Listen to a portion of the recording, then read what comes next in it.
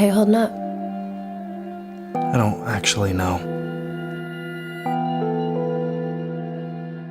Sorry about your trip. I know the timing couldn't have been worse. Would there have been a better time? Jeez. Suck it up, Brett. Don't even start, Candace. Not today. You know, you can talk to me. I'm not gonna think there's anything wrong with you. You already do. Everyone does. I mean, who hasn't thought that about family at least once? You are a plague, Candace. I swear, you're the reason she got sick. It's just the kind of sick, evil, twisted shit you carry around with you.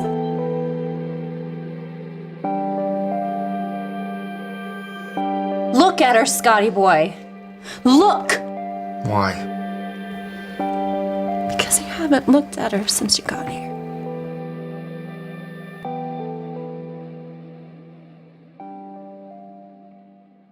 Good morning, Rebels, and welcome back to my life. If you've been around for a while, or you signed up for my free email list and got the introductory emails, you know that I was a filmmaker way before I started writing books. But indie film is really hard to break into. Every time I wanted to make my own movie, I ran into the same barriers: time and money. Film is expensive. Even a short film you can shoot over a couple of days will cost you thousands of dollars. Feature films cost tens or hundreds of thousands of dollars. Hollywood films, of course, cost millions or hundreds of millions. And even if you can conquer the money barrier, there's time. Your cast and crew, even if they're working for low rates, will be working for you for days, weeks, months. You have to fit into their schedule, especially if you're asking them to take a pay cut, as you so often are on indie films. Long story short, I made very few films when I was a filmmaker. I worked on lots of friends' projects, people who could borrow the thousands of dollars they needed to make their movies, but I never had access to that kind of help myself. Just over 2 years ago, I took my career in a different direction. I started turning my screenplays into books, hoping to gain an audience for them that way, and then turn the books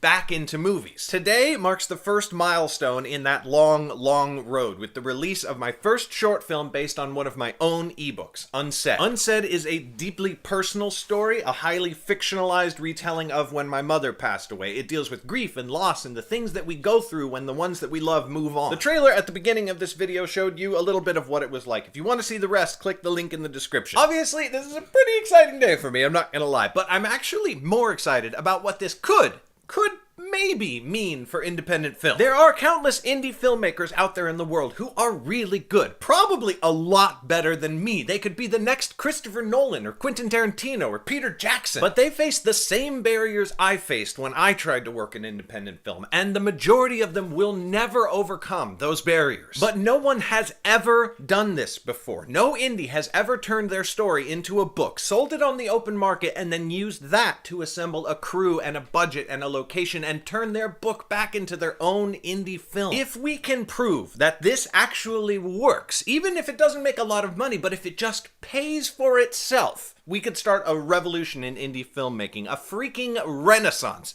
It could be really awesome, you guys. So if you click the link in the description, you can watch the film, you can see an exclusive behind-the-scenes article that was written by Flink2, and you can also find the ebook, which is free on all platforms, Amazon, everywhere else. You can read the book for free. This is a really big day, Rebels. Thank you so much for being a part of it with me. As always, thank you for watching, and I will see you tomorrow.